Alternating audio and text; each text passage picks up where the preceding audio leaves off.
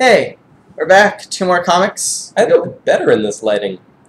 Yes. Yes. So, we have the Savage Hawkman and the Savage Blackhawks. No, wait, there's regular Blackhawks. I guess you could say this review has gone to the Hawks. Sure, the Black Hawkman. Anyway, what should you want to do first? Let's do Blackhawks first. Okay, Blackhawks. Who are the Blackhawks? The Blackhawks are a crack team of ace military people who are apparently in. I mean, there have been Blackhawks in the past. They were, I think, World War II era pilots. And that is interesting. This is not that. Interestingly enough, because I think I was going to say something about the original Blackhawks, but this here is a crack military team who was apparently commissioned by the UN to do some special international heavy-duty military operations. This is the same UN that apparently is also commissioning the Justice League International. Boy, they've got really broad priorities. Yeah. A lot of money, apparently. We need these guys. And superheroes. No, it's even better. We need these guys and Booster Gold. And Batman. I thought Batman just snuck on Whatever. the plane. Batman. He's in there. Okay, so... He's not in this, though, no. Interestingly enough. This is just the Blackhawks. Plot of the story? Okay. So it opens up with a terrorist attack in an airport. Yes, in some country somewhere. Yeah, in the Ukraine or whatever. No. Where is it? Kazakhstan. Of course. Of course. Someone's attacking Borat, and they must save him. Yes. So, you see these guys in action. They're fighting these terrorists, kind of. We begin... There's like this plane, and her, Shinobi, she's on the plane. Shinobi? Oh, Konoichi, whatever. Yeah, Konoichi. She's... Konoichi, yes. Yeah. She's... I know it's some sort of ninja Japanese thing. She's on the plane. She's kind of peeling the guy of the plane out, and it's all really cool and action-y. Like, it's just these guys versus these heavy military machinery, and they have access to heavy artillery and whatever, but they're just using, like, pistols, mostly. Yeah, and we come in mid-action, so, and we come through, and really cool... You're really not giving me any really. Oh, sorry. And really cool, badass stuff happens, like, people bite each other. She jumps off of an airplane going at 3,000 miles per hour, about to hit the water. She shoots the water to get rid of the surface tension. Yeah, it's like, that water will be hard as concrete. Good thing I brought my jackhammer. Boom, boom, boom, boom, boom, boom, boom, boom, boom. Yeah. And then it's like, and we've got other, like, badass lines like that. It's only maybe the first quarter or third of the comic, though. Is the action scene. Then we see him at base. It's a UN delegate being led around the base while we're introduced to other characters, and we see how they interact as a team and get some background on them. You see that Kunoichi and some other guy, what's his name, Wildman? It may be, I'm not sure. One thing they aren't particularly good at is associating names with people, so there are a few people who appear, but it's not entirely clear. All the characters have nicknames, but they're all talking to each other, so it's hard to tell exactly who they're talking to. If only this were Legion Lost, not Legion Lost, if only this were Legion of Superheroes, and we had 15 different characters with a caption telling us who they were, what country they came from, and what their specialty was. Yeah. And we're only given that with, like, 2 characters. We know that Konoichi is the pink-haired Asian. We know that the Irishman is the red-haired Russian, well, Ukrainian. So they all have these nicknames, and we see... Oh, we know that Andrew Lincoln is the old guy. The white-haired guy who... He's the Nick Fury. He does have kind of a Nick Fury look to him. And also, and we know that this guy here is Canada. So, I mean, some of the names are pretty easy to follow. It's just a few people who it's not really... And, of course, we have the Baroness and Snake Eyes. Yeah, I would actually say that this seems to be... When did Black Manta become a Blackhawk? So, anyway, you see him at base. Konoichi and...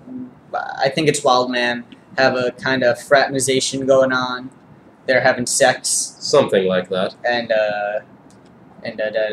other stuff. Yes, and something may be unfolding somehow because there's a sinister plot. It's not particularly clear who the enemies are, but there are some enemies who are conspiring. We Kind see, of a ghost in the machine type thing. We see a little bit about them. There may or may not be nanocytes involved. Yep. So yeah, overall, what did you think of it? I liked it. It was really like kind of a G.I. Joe type comic, where you have all these like expert military guys defending from Cobra Commander.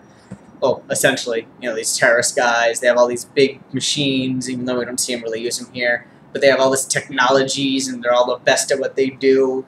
And they have all these kind of inter-team relationships and stuff, and it's really fun. It's a fun, actiony, adventure, military comic. It doesn't take itself too seriously, but it doesn't make a joke of itself. Yeah, but it doesn't make a joke of itself. It's a fun read. It's a fun. I agree. I actually, and also what I like is that even though it's this real sort of military special ops thing, it's not that gritty, and also it doesn't really have any sort of like bravado to it. Mm-hmm. It's more just it's action. Naturally, this is really sort of black and white, good and evil kind of thing. They're fighting these threats, and they're doing it in a particularly stylish and exciting way. And also, their personalities, they're really, they're tough. But not like in a gung-ho sort of way, more in just kind of get the job done kind of way. Yeah. So I find it very entertaining. This individual comic doesn't have the action sequence in it is fairly short. Also, apparently not everybody is in. We're introduced to enough characters who are on the cover, though. That I'm not going to complain about that. But also a lot of it is. But we also get a lot of seeing how they interact just on their own. Mm-hmm. But it's still interesting. I mean, their exchanges are kind of, I would say, fresh and not hip, but. They have attitude. They've got attitude. They've definitely got attitude. And I can enjoy that. Mm-hmm. It's almost like... It reminds me most of... What does it remind me of? It's like... Got a little bit of Men of War, only Men of War is completely serious. It has a little bit of Man of War meets like kind of Deathstroke. I would say kind of like that. It's got... And also I'm trying to think if there was anything else that we read so far, but... it also kind of reminds me of what... Not from what we've read so far in the relaunch, but they seem a little bit like a heroic Suicide Squad. Yeah, that's another good comparison. Yeah, it's a really good team comic. I would say definitely. And again, the characters, we haven't gotten to see all of them, but we've got enough of them to get a good feel for this. Yeah. But visually, what can we say about them? It's a bit it doesn't. I think it would be better if it stuck with the cover style. Yeah. Where in the cover, everything kind of looks really kind of more action figure-y than comic booky. It's sleek, it's smooth, and I like that. Inside, it gets really angular and grainy, and we get something very similar to what we had in Red Hood and the Outlaws, where things will be shaded with little polygons inside of them that make everything look like it has cancer. We've got kind of that here, too. And also, some of the panels, going from panel to panel, it's a little bit difficult to follow. I'm not going to say that the characters are badly drawn. I mean, the style isn't the most flattering, but I think we can also visually get a sense of who they are. I think expression, personality is conveyed very effectively, but that overall, that kind of grainy, rough, chunky style, I don't think really fits the tone of the comic. I would say that the style of the book looks more like the logo, the font, than the actual image. So, yeah, it's not terrible. It doesn't make it impossible to read, but I don't think it helps. Yeah, it doesn't quite fit. Yeah, it seems there's a bit of dissonance there. So, letter scale. Yeah, where would you put this? I'd put this at a B. I would put it at a B+ because B+. I thought it was very fun. B+. Again, I agree, B+. And I'd also like to see where this goes. I like the characters. So far, the plot's interesting. You got that nice team dynamic going. You have separate sub-relationships within the greater team relationship, and it's just fun to read. It's a fun read. It's actiony. It's has attitude. I think when you mentioned G.I. Joe, that really kind of G.I. Joe. Yet I don't really like G.I. Joe. Yet I like this. This is it's because it's not like a childhood G.I. Joe. It's like a more older G.I. Joe. And it's cool. So I'll definitely be picking up the next one. B+. Yeah. Moving on to the other Hawk. The Savage Black Hawkman. Yep. So, me give the summary, you give the summary. Well, who is Hawkman? I don't know. I knew at one point, now I don't know. In this comic, Hawkman is archaeologist, what's his face? Carter Hall. Carter Hall, yes. Archaeologist Carter Hall, who somewhere, sometime, somehow found nth metal, which is this magic / alien technology metals that makes his armor and his weapons and his wings and all of that. It's Thanagarian. Yeah, That's yeah, it is Thanagarian. It's Thanagarian technology, but it's nth metal, meaning that it has special properties, and these properties are whatever we want. It is essentially plot armor. It's plot armor. And that it's armor that does what the plot wants it to. And weapons. Yep. But, so yeah, and what's the story of this? So we're introduced to Carter Hall, who's kind of sick of being Hawkman. He's kind of drunk. Yeah, he doesn't want to be Hawkman anymore. He's tired of the responsibility and the whatever, and he just wants to live a normal life and get drunk and be an archaeologist. Yeah. And so apparently an archaeologist who studies aliens. An alienologist. A cryptologist, I think, is a term that they use at one point. Isn't a cryptologist someone who studies, like, maybe cryptzoo? That's cryptozoology. But that's people animal. who study mythical animals. Whatever, he's some sort of guy. Yeah. And he's sick of being Hawkman, so he tries to get rid of his Hawkman stuff, but that doesn't work out. And meanwhile, the team that the team he works with finds this new alien ship, and there's a frozen alien mummy type preserved thingamajig, and something goes wrong, something happens, and Hawkman is back into the action of being a superhero. They try to get the DNA from it, and all hell breaks loose. That part actually reminds me a bit of the X-Files, because there's the black oil in the X-Files. If any of you watch X-Files, that's kind of... To make a comic book comparison, I don't want to spoil too much, but I think it's fitting to say that the alien they recover is basically Venom from Spider-Man. It's Venom from Spider-Man, not Venom the chemical. No. But, yeah, I would say that's... And then shit happens. Yeah, so shit goes down. Shit gets real, Hawkman has to become all savage. Yes. Yes. So, and I think I want to segue right into the art before we get to the opinions. I actually just wanted to... I think there was something else that I wanted to add about the story. Fine. Actually, this was kind of just a off idea. He's an archaeologist, Carter Hall. Sinestro's an archaeologist. I want to see Carter Hall... Indiana Jones is an archaeologist. I want to see Carter Hall, Sinestro, and Indiana Jones team up to, like, fight crime. On Mars. Years and years ago, because everything's dead and they're archaeologists, that's why they're there. No, they're doing... on Mars to find the lost culture of the Martian Manhunter people. Yes, the Martians. They're trying to research Martian culture when it turns out that there's something on Mars that didn't want to be disturbed. Good idea. Let's talk about what this book looks like. Okay, so... rather than bombarding the audience with our insanity. Of all of the covers, well, most of... well, out of the... Okay, well, we talked in Black Hawks how the cover looks better than the art on the inside, or the style, it fits better. With Hawkman, you get what you see on the cover and the inside. Although I will say the landscape surprised me. Show them the first page. Okay, the first page, here we go. It's odd. It is textured unlike any other comic that has been part of the relaunch. It looks, in all fairness, like an oil painting. Yeah. You know, it's got all of those traits. It's got that thickness. It's got the blending of colors. It's got... Should I show them this page? Yeah, show them that page.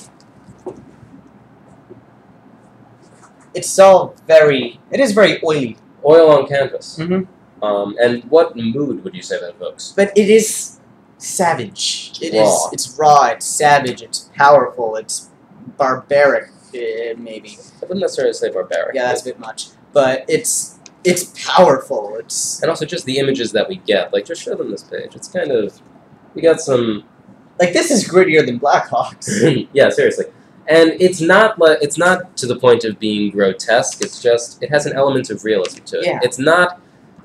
It's kind of impressionistic. It's not exactly a realistic style, but you get those senses of, like, just a battered, Would this be beaten up spoilers? world. Yeah, that would be. Okay. But you get just a sense of a battered, beaten-up world through it, so it feels realistic. And it does feel savage. Isn't necessarily the title fits the art so well. You have Hawkman, and he's savage looking, and he's kind of, even when you see him fight in the end, he's just swinging his mace around, and it's just hard hitting attacks. It's not, I wouldn't say it's as brutal as maybe Wonder Woman, but it definitely has a lot of force behind the art. Yeah, see, Wonder Woman, I think, is much more graphic, Mhm. whereas I think Hawkman just feels more raw. Yeah. Yeah. And just your impressions of the story. The story so far, the most interesting part does come at the end with the alien DNA. I found, the character of Carter Hall in the beginning when he's trying to get rid of Hawkman, I just didn't find it that believable, I guess. He doesn't seem, I wouldn't say right in the head, but he seems more kind of just drunk than... He does seem very drunk. Yeah, than he really believes what he's doing. You get the sense of, a loser who's at the end of his rope. Yeah. But at the same time, we don't know anything else about him, and we don't know why he feels like he's at the end of his rope and all So it's just a bit... It doesn't take. Yeah. Yeah. I mean, maybe it'll develop as the story goes on, but I don't think it really has much impact as is. And we also don't really get anything else about the characters other than that. So it's it's very vague, I think, overall. I mean, the feeling is there, but I think just the story is kind of vague. And we do have this plot starting up, alien DNA, all of that. But at the same time, I don't think we're really setting the stage for very much. It's just that it's only this one event toward the end that really propels everything. But yeah, I might be interested to see how that's resolved, but about the character and his plight, which seems to be the main focus of the story, I don't find it particularly engaging. Yeah. Do you want to go into the letter scores? Yeah, I mean, is there anything else you want to say about the comic? Not really. Letter score, I'm just going to give it a letter score now. Yeah. I'm going to say somewhere between a B- and a C+. Because mostly it is the art style. I just think it's so reflective of maybe what the character is becoming or what the story wants to evoke of the character. That you get a lot more from the art than I think you do Hall's monologues or inner thoughts. And I do, even though the whole alien DNA thing might be a bit cliched, it's something I enjoy. I want to see where they take it, especially because of usually with this whole kind of Venom type enemy, it has to deal with self-loathing and the character's inner turmoil. We already see that Carter Hall kind of has that, even if only maybe when he's drunk. Will he give in to the dark side? Yeah, and he already seems kind of raw in that respect, where we really don't know what his motives are. If he's why he is a hero, or if he's a hero at all, or he's just some guy who found armor that gives him powers or whatever. Yeah. I would give it probably a C or a C-. I think the art is probably what's carrying it, but the story is kind of underdeveloped and lackluster. So, yeah, I think I would just be restating myself if I went into detail about that. So that's where I put it. Might be interested to see what happens. Might not be. I'll see how I feel in a month. Okay. So, what are we looking at We have next? 3 comics left, which is an odd number, so... The next 2 will be, without showing them, Justice League. Justice League Dark. And what my money has been this entire time on being the best comic of the reboot, just out of a random choice, Aquaman. well, we'll see how that goes in the next video. Glug, glug, glug, glug, glug, glug, glug, glug, glug.